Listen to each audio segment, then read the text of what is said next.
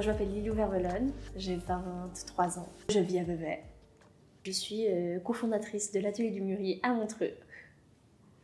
Et puis je suis céramiste, surtout. Scolairement parlant, c'était pas fort. J'étais plutôt dans les voies basses à l'école. Et puis donc l'école se finit. Maman me dit, mais enfin, on savait que j'étais manuelle. Hein, on savait que le manuel m'attirait et qu'il fallait que je parte dans le domaine manuel. Maman me dit, bon, bah, il y a une école à Vevey, CEPV, puis on t'inscrit en pré-apprentissage, puis on regarde. Puis j'étais partie pour faire polydesigner 3D, enfin, tout ce qui est 3D, déco, machin. Et puis donc pré-apprentissage, nickel, enfin, t'es là pour toucher à tout, donc on touche à polydesigner, céramique, plein de choses. Et puis c'est là où la céramique est venue à moi, où je suis tombée amoureuse de la céramique. Puis du coup, je me suis inscrite pour rentrer en céramique pour les 4 ans de CFC, de formation, quoi. C'était incroyable. C'était incroyable.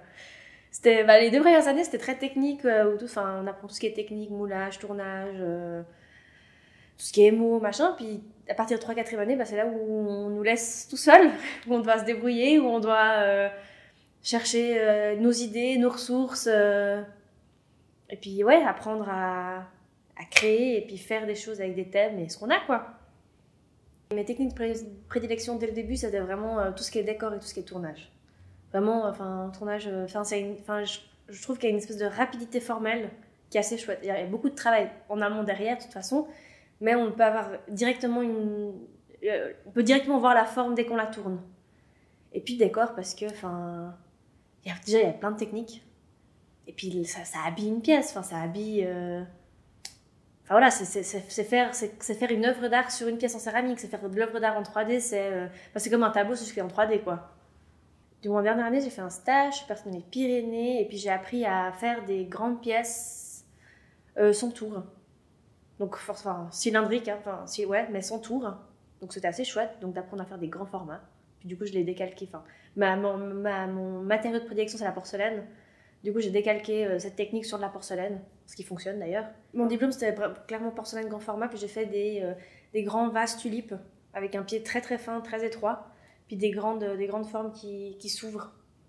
Vraiment, vraiment l'image d'une... Enfin, faut vraiment voir la tulipe, et puis c'est vraiment des vases tulipes. Et puis, ouais, enfin voilà. Puis la technique, c'était vraiment de faire une pièce de grand format. J'ai fait une pièce qui faisait quasiment 1 mètre de haut en porcelaine, très très fin. Quand on finit, il y a d'abord le néant, parce que... déjà, il faut se trouver un atelier. Bon, j'ai eu la chance d'avoir un atelier assez rapidement. Je savais où j'allais aller. Je suis partie à Bussigny, chez Franck Aramzeyer. Et puis, on se trouve un peu où à l'école, on a des projets, des thèmes, on a des contraintes. On travaille sous contraintes, ce que j'aime beaucoup. Et on se retrouve d'un coup, quelque part, toute seule, démunie. On n'a pas forcément d'idées. Je parle pour moi parce qu'il y en a d'autres, c'est des libérations. Hein. En fait, on doit piocher dans nous-mêmes ce qu'on veut faire, on doit essayer des choses, on doit sortir de notre cadre de ce qu'on doit faire. Enfin, je parle toujours pour moi parce que moi, je me contente de ce que je sais faire, après j'ai de la peine à aller plus loin. Du coup, on doit sortir de ça et puis on doit essayer de créer sans avoir de contraintes ou de challenge, quoi. Donc, c'est toi qui dois te mettre ton propre challenge, c'est toi qui dois dire, je me lève tous les matins pour aller bosser, c'est toi qui dois dire, voilà, puis trouver l'équilibre aussi dans ça, parce que soit on se lève plus le matin, puis du coup on va à l'atelier 2-3 heures, mais ça vaut pas la peine. Soit on met des barèmes trop, j'ai fait les deux, où je me suis dit, voilà, j'arrive à 8h à l'atelier, je repars à 19h, et puis je travaille comme une tarée, et puis ça, c'est pas non plus très productif. Cette période-là, à Bussigny, j'ai fait des pièces pour le marché, j'ai sorti ma nouvelle série de pièces qui sont celles-là. Tout ce qui est, je l'appelle la collection 60s.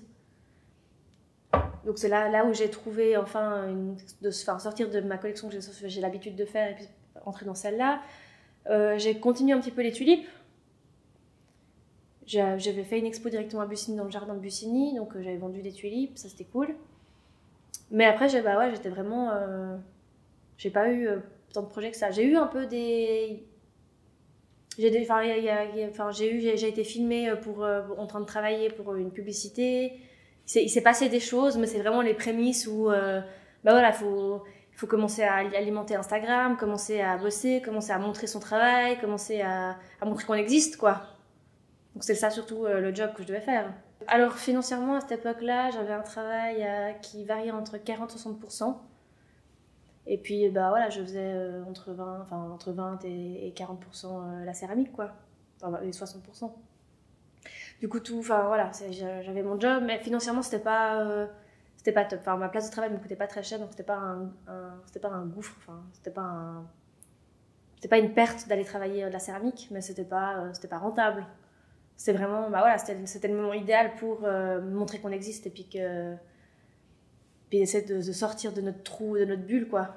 Moi, le Covid, ça m'a vraiment fait du bien parce que, bah, du coup, je pouvais plus aller faire de la céramique. J'étais dans un environnement où il y avait plein de personnes âgées, donc en fait, vu qu'on ne savait pas trop ce que c'était, à ce moment-là, on s'est dit, bon, bah, Lilou, tu viens pas, et puis on avisera, quoi. Donc pendant 2 mois et demi, je crois que c'était, bah, je suis pas retournée à Bussigny.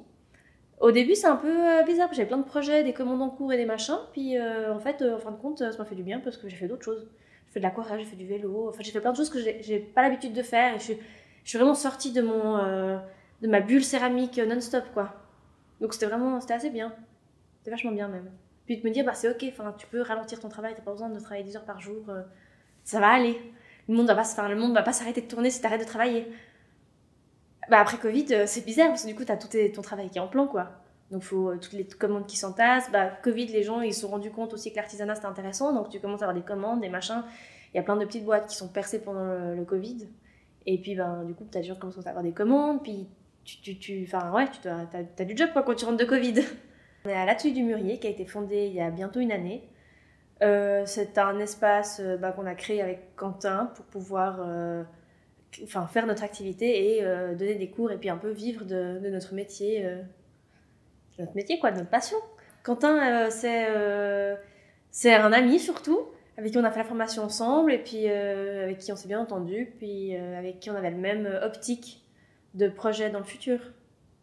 Ce projet c'est depuis qu'on est depuis que je suis arrivée en céramique, j'ai assez vite compris que c'est ce que j'allais faire. Enfin, vraiment, la céramique, je suis tombée amoureuse de la céramique. Je me suis dit, c'est vraiment, enfin, je vais monter mon atelier, je vais vivre de ça, je vais y arriver, j'aime ça en fait. Et Quentin, il s'avérait qu'il était un peu dans la même optique, où il voulait monter un truc, et puis. Alors, c'est pas dit tout de suite, hein, on va vraiment sur la fin des années, on s'est vraiment associé avec Quentin. Mais j'ai commencé à entasser, j'ai acheté mon premier tour en fin de première année, mon deuxième tour en deuxième, puis j'ai acheté du matos, j'ai acheté mon four en troisième, quatrième année. Enfin, j'ai commencé à acheter du matos, puis entasser du matos en me disant, ben, ce sera pas perdu. Puis c'était des petites sommes que tu dépensais par-ci par-là en disant, ben, un jour tu auras ton espace, le jour où tu as ton espace, il sera tout de suite opérationnel. Parce que moi, les choses, il faut les faire tout de suite pour moi. Il faut que ce soit tout de suite prêt. Donc on avait pas mal stocké de matos, Quentin aussi. On s'était mis à peu près en troisième, quatrième année d'accord que, lui, il avait aussi envie de faire ça, donc on a commencé à mûrir ça dans la tête sans. On était encore en école, donc concrètement, on pouvait rien faire. Et puis, ben voilà, on sort de l'école, je me suis trouvé mon atelier, ma place.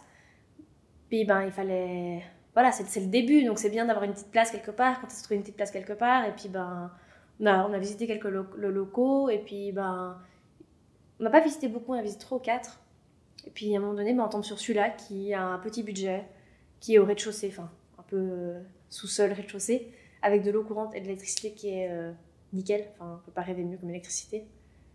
Puis en fait, on a posé le dossier, puis il s'avérait qu'il était pour nous, quoi. Donc ça, c'était assez chouette. Puis on a trouvé le local, puis après, il fallait installer. Donc on a installé, je pense, pendant bien un mois, où il fallait mettre les tours en place, faire des petits travaux, installer la cuisine, ranger les étagères, regarder comment on aménage l'espace. Puis il a été assez vite opérationnel quand même, parce qu'un mois de travaux, alors que c'était le vide cet atelier. Ben voilà, puis on s'est mis en route quoi. Alors dans l'espace, on propose des cours. Une partie du temps est dédiée pour les cours, et puis on propose des cours privés aussi, pour louer l'espace pour un certain temps pour des cours privés. Puis surtout, on est là pour nous créer et nous pouvoir exprimer, nous pouvoir faire de nos mains quoi. Alors oui, on a une communauté de céramistes assez grande. Les céramistes sont tous liés. Les céramistes entre eux ont c'est un réseau quoi. Tout le monde se connaît, puis il y a un point commun et on a tous l'amour de la terre. Et puis oui, nos copains qui n'ont pas pu monter d'atelier ou qui n'ont pas forcément le temps d'avoir un atelier puis de gérer un atelier viennent de temps en temps créer ici, ce qui peut être assez chouette. On loue une place de travail à Rachel Mariera pour qu'elle puisse travailler puis s'exprimer via son art. Puis voilà, c'est un peu, ouais, c'est un lieu pour créer, quoi. Je m'identifie un peu comme créateur, mais en même temps, il y a un côté artiste, parce que pour moi, la céramique, l'utilitaire, c'est pratique, c'est cool. Puis du coup, je fais de l'art sur l'utilitaire. C'est mon optique à moi, et puis je trouve qu'il y a toujours un plaisir d'avoir un objet autre qu'un tableau ou une sculpture que tu peux utiliser tous les jours, mais qui est beau et que tu as du plaisir à utiliser, quoi. C'est un peu mon optique, mettre de la beauté sur des objets du quotidien qui sont pas forcément beaux et puis pas forcément intéressants de base. Aujourd'hui, est-ce que tu vis de ton travail? Alors, de la vente de mes pièces, non, pas du tout. Des cours, approximativement. C'est un revenu, j'ai plusieurs revenus. Je bosse une partie dans le social, une autre partie, je donne les cours, et puis en fait, il y a une équipe qui s'est créée où voilà, chaque corps de métier s'assemble pour que j'ai une vie qui s'en sort. Est-ce que tu as une technique céramiste dont tu es le plus fier, quelque chose que tu as vraiment beaucoup travaillé? Tu m'en parlais déjà un peu de la porcelaine, est-ce que tu peux donner un petit peu plus de détails sur comment tu arrives à cette technique et pourquoi tu l'aimes? Alors, moi j'aime déjà ce qui va vite. J'ai besoin que ça avance, ça va vite, il faut que ce soit là. Et puis, grâce au stage aux Pyrénées, j'ai appris une technique pour façonner des plaques très rapidement. On lance des plaques, qu'elles s'étirent, ça les attire hyper vite, facilement, homogènement. Et puis, c'est une technique où en fait, tu te mets sur le tour, tu tournes ta pièce, tu assembles tes plaques. Et puis, ça va très très vite. Puis, tu peux faire un grand format en 2-3 jours, assez rapidement. Donc, ça, c'est assez chouette. Alors, les collaborations. Du coup, non, je n'ai pas vraiment fait. Après, j'ai pas forcément un travail qui amène à la collaboration. J'ai un travail comme très défini. Puis, mon travail est très fermé, forcément pour les autres. Il y a quand même un style. On reconnaît normalement mon travail autour de plein d'autres pièces. Du coup, il n'amène pas forcément la collaboration. Puis quand on m'amène une collaboration, si ça ne rentre pas dans ce que je fais ou dans les techniques que j'utilise, en fait, je la refuse généralement. J'ai des envies de pouvoir créer des pièces pour un restaurant ou pour une boutique particulière ou pour un lieu ou un événement particulier. J'ai quand même des inspirations très abstraites, quand même, très graphiques. J'aime beaucoup tout ce qui est blanc, le fond blanc, avoir vraiment une page blanche, donc d'où la porcelaine. Après, j'aime aussi tout ce qui est inspiration de base générale. Chez moi, mes meubles, c'est plutôt 60-70. J'aime les jolis objets. J'aime les couleurs des années 60-70. C'est bleu, c'est rouge, les oranges. Tout ce qui est coloré. Donc, il y a quand même un truc... je suis quand même inspirée par tout ce qui est un peu nordique. Parce que design nordique, mais tout ce qui est un peu vintage aussi, tout ce qui est coloré. Donc, il y a un peu, ça se voit pertinemment que j'ai pas une inspiration asiatique ou africaine. J'ai plutôt une inspiration européenne du Nord, mais ouais, c'est plutôt ça qui m'inspire. Puis après, si encore il y a, si je pourrais dire, un artiste qui en ce moment m'attire beaucoup, c'est quand même Mondrian. Tous ces rectangles géométriques, des couleurs à plat de couleurs. C'est pas mal mon inspiration du moment, puis c'est pas mal ce qui me tire en ce moment, quoi. Est-ce que tu as un travail engagé? Alors, oui et non. Oui et non, j'ai pas un travail engagé sur l'écologie. La céramique n'est pas du tout écologique, donc c'est pas un travail engagé sur l'écologie ni sur le féminisme ou autre. Mais il y a quand même un travail, de mettre en valeur, en évidence le travail de la main, et puis qu'en fait il faut mettre en valeur l'humain et puis arrêter de mettre en valeur les machines, et puis que derrière chaque pièce qu'on a, il y a un être humain qui était derrière, qui a travaillé, et puis que la valeur de l'humain est importante, puis qu'il faudrait payer l'humain au juste prix. Donc c'est plutôt ça remettre en avant, puis la valeur humaine. Alors, être céramiste en 2022, c'est un peu une mode. Depuis Covid, les réseaux, ils pullulent de céramique, de gens qui tournent, des gens qui ont un nouveau hobby, qui est créé via ça, qui ont compris que le monde n'a pas besoin d'être dur et qu'on peut faire ce qui nous plaît. Donc c'est un bon point, puis c'est un point négatif pour nous aussi, qui avons notre formation là-dessus, puis qui vont vivre la céramique, alors que t'en as d'autres qui ont tendance à comment on dit, à mal se payer. C'est un hobby, du coup les pièces se vendent moins cher, du coup en fait ça dénigre le travail des professionnels, des professionnels entre guillemets, parce que autodidacte ne veut pas dire, c'est un terme très général. Et puis voilà, donc il y a des personnes qui sous-payent leur travail, puis du coup, contrairement à d'autres qui essayent de vivre de ça, ont déjà un prix au plus bas, puis voilà, ça peut être dénigrant l'un pour l'autre. Donc ça peut, 2022 c'est assez chouette. Du coup il y a plein de gens qui aiment, qui voient la céramique sur les réseaux sociaux. Ouais, on va prendre un cours, j'aimerais essayer de faire ça. Puis ça peut aussi amener à des envies trop grandes. Quand t'as un élève qui vient puis qui dit ouais, j'ai envie de réaliser un vase comme ça grand au tournage, en fait tu dois vite lui dire atterris 2 secondes. Puis si t'arrives déjà à faire un petit bol, c'est pas mal. Donc il y a aussi tout un lien comme ça qui peut être assez compliqué, mais c'est plutôt positif que la céramique revienne à la mode, et puis que pour le trait de la céramique, puis pour pouvoir nous travailler et avoir un revenu qui est plus ou moins correct. Tu as une approche thérapeutique du métier?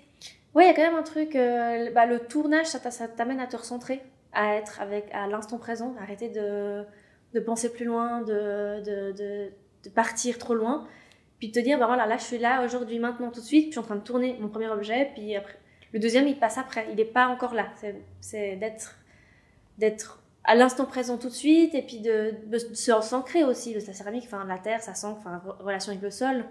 Donc vraiment dire, je suis ici, j'atterris, je suis pas là. Il y a quand même un côté très thérapeutique. Il y a aussi un côté un peu spirituel quand même. Quand on regarde les 4 éléments, la terre, l'eau, l'air, le feu. Et là aussi, il y a un lien avec les 4 éléments, parce que la terre, elle a besoin d'eau, elle a besoin de feu pour sécher, l'air pour sécher aussi, feu pour cuire du coup. Et puis là aussi, il y a quand même un lien un peu... c'est quand même retour aux sources quand même. Retour à la base de l'humain, puis retour à la base du matériel. Alors, ma situation de rêve, elle se lie à ma situation de vie et de céramisme. Donc l'idéal, c'est d'avoir vraiment une maison qui est autosuffisante, avec potager, où en fait, tout ce que tu as autour de toi, ça te sert pour pouvoir vivre. Et puis d'avoir mon atelier qui est incrusté là-dedans, et puis de pouvoir... d'avoir une vie sans pression, de créer quand j'ai envie de créer, et de pas créer parce que derrière la pression, de pas donner des cours parce que c'est un revenu, et de pouvoir tout assembler sans qu'il y ait de pression sociale au niveau financier. Ça, ce serait mon rêve. Alors, j'ai pas forcément voyagé pour la céramique, donc j'ai fait mon stage dans les Pyrénées pour voir une personne en particulière. Après, j'ai pas voyagé pour la céramique. Mais quand je pars à l'étranger, je vais aller regarder ce qui se passe en céramique. Je suis partie au Vietnam il y a 3 ans en arrière. Je suis allée voir un village potier. Puis de voir comment eux voient la poterie. Pour moi, le Vietnam, il y a tout ce côté asiatique, la manufacture, tout ce qui est fait à la main, le travail du pinceau, les décors. C'est autre chose. Puis la manière dont la céramique est valorisée ailleurs aussi, qui peut être très intéressant. Donc non, je voyage pas pour la céramique, mais quand je voyage, je fais un arrêt céramique. Alors déjà, mon train, on peut le trouver à l'atelier du Mûrier, où il y a des pièces qui sont en exposition en permanence avec notre matériel de travail. On peut trouver mon travail ponctuellement à la Galerie Lac à Vevey, où régulièrement il y a des tournus de pièces qui viennent, qui repartent. Et puis on peut directement me contacter sur Instagram si on veut une pièce en particulier. Et puis puis je pense que les choses vont bouger, et puis qu'il y aura des pièces ailleurs, et puis peut-être qu'il y aura des pièces plus à certains endroits, et puis on verra quoi. Alors là, dans l'immédiat, j'aimerais bien que l'atelier fonctionne de manière assez autonome, parce que je commence à avoir des envies de voyage, de vouloir bouger, me déplacer, voir un peu le reste du monde. Donc l'idéal, c'est de poser l'atelier qui fonctionne, et puis peut-être partir en voyage. Partir en voyage. Très bien. Parfait, merci beaucoup. Yes, on a réussi. Ouais, c'est bon. Yes. Bravo.